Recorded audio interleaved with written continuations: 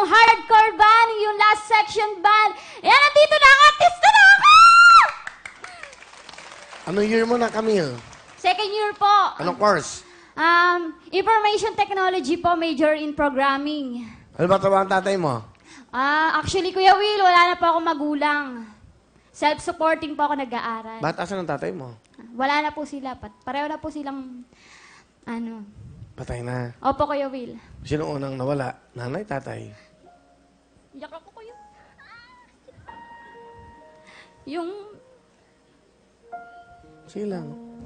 Saan ka nakatira ngayon? sa tiyahin ko po. Sino papaaral sa'yo? Self-supporting po, Kuya Will. Ang- Nag-tutor po ako sa mga bata. Nagiging team po ako. May pesto. Sige lang, okay lang. Ang sipag mo, self-supporting ka, Opo, Kuya Will. nag-tutor ka sa mga bata. Yes, Kuya Will. Anong tinuturo mo sa mga bata? At tungkol sa ating Panginoon, Kuya Will.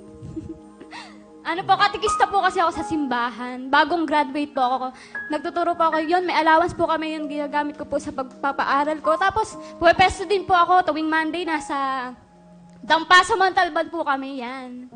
Every Monday po kami dyan. Sa dampa. Yes, Kuya Will. Magkano ang bayad ngayon sa 400 po isang gabi. Isang tao po. Acoustic band lang po.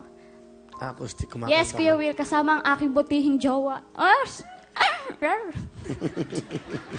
Asa yung mga kapatid mo? Yung iba ko pong kapatid, nasa tiyahin ko po. Doon po sa bahay ng lola ko, may trabaho na po yung isa. Yun po, sinusuportan ko po sa pambaon niya, sa pagkain niya. Anong gusto mo sabihin sa mga kapatid mo? Mga kapatid, nandito na ako sa Wawawin. Ito na ang chance natin upang magbagong buhay tayong lahat. Mahal na mahal ko kayo, aking mga kapatid. Nandito lang ako para sa inyo. I love you all. With all of my heart. Sino ba kasama mo? Pinapakilala ko po yung aking pinakamamahal na kapatid, si Alex! Dangapon po kayo, Will. Pangilan mo siyang kapatid? Si Alex? Pang-anim. Pang-ilang ka ba? Panganim po. Pangalawa So, po ako sa bunso. Ulila na kayong lubos. Ulila na po kayo, So, Will. tutulong-tulong na lang kayo. Opo. Ano ba ang ginagawa mo? Tatrabaho na po ako sa sa isang hotel po bilang isang room boy. Okay naman. Okay naman po. Nakakaraos din.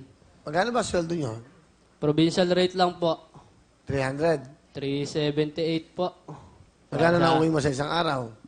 Siguro po, makauwi rin po ako ng 150, ganun po. 150 lang. Ano gusto mo sabihin sa kapatid mo? Ate Camille, salamat. Salamat sa lahat.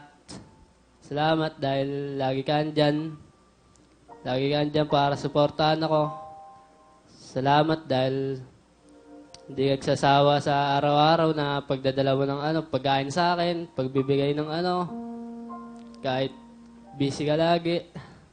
Di ko nga alam kung paano mo napagsasabay yung pagtuturo mo at yung pag-aaral mo, pagtugtog mo eh.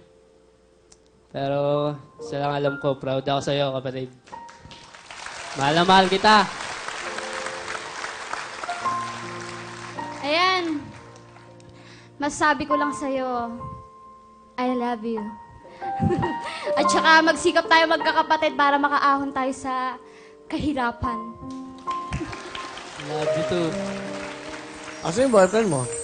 Nandiyan po sa labas. Kaya, Kuya. ayun no? Ba, pogi ah. Alright. Ano pangalan mo? JR po. JR, ilan taon ka na? 16 po.